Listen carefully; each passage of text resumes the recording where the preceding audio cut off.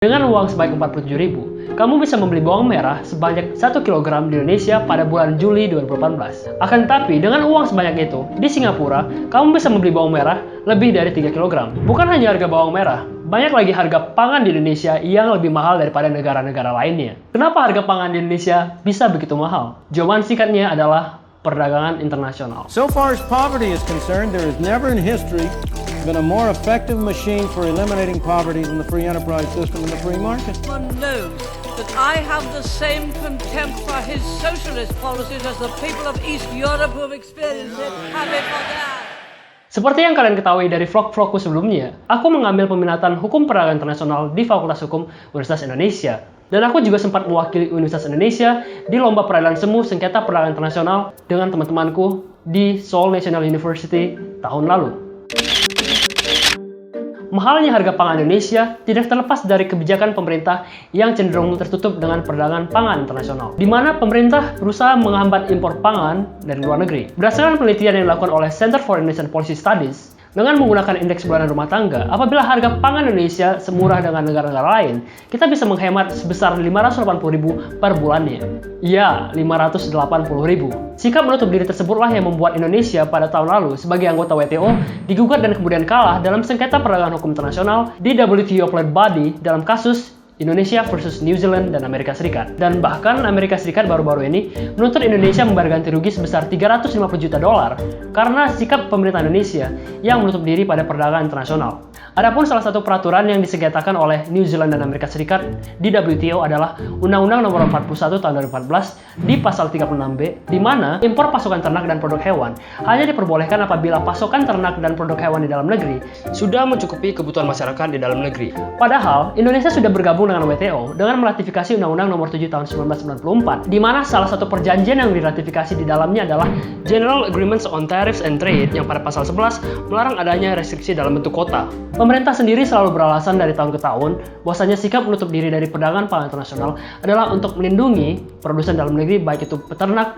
ataupun petani, atau dengan kata lain demi swasembada pangan, yang padahal tidak seharusnya kita kejar. Jadi yang menjadi masalah dalam swasembada pangan adalah kebijakan ini terlalu mengedepankan produk-produk lokal untuk memenuhi kebutuhan nutrisi maupun pangan masyarakat Indonesia. Padahal yang paling penting itu adalah bagaimana semua masyarakat itu bisa memperoleh harga makanan yang terjangkau dan juga kualitas makanan yang baik untuk memenuhi kebutuhan gizinya, terlepas apakah itu produk dalam negeri ataupun produk dari luar. Kebijakan pemerintah yang berusaha menyejahterakan petani melalui subsidi benih adalah kebijakan yang sangat tidak efektif. Sekarang pertanyaannya adalah, siapa sih yang sebenarnya diuntungkan dengan kebijakan impor pemerintah Indonesia yang cenderung restriktif?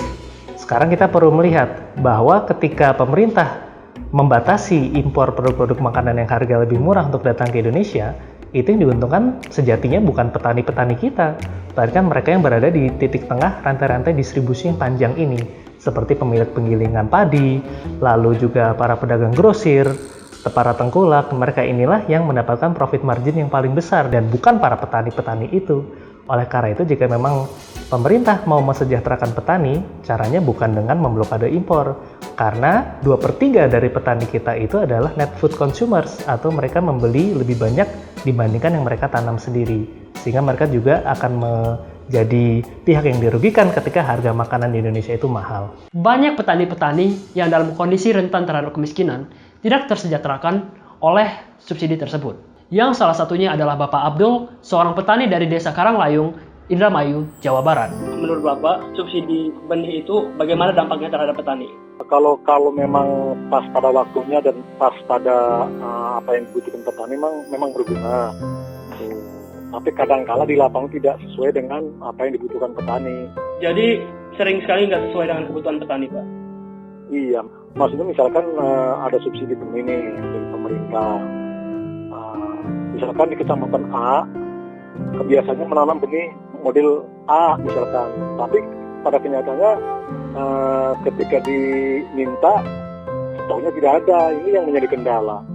Memang ada sebagian orang yang mengatakan pada waktu era Presiden Soeharto dulu, kok kita bisa sih swasembada beras?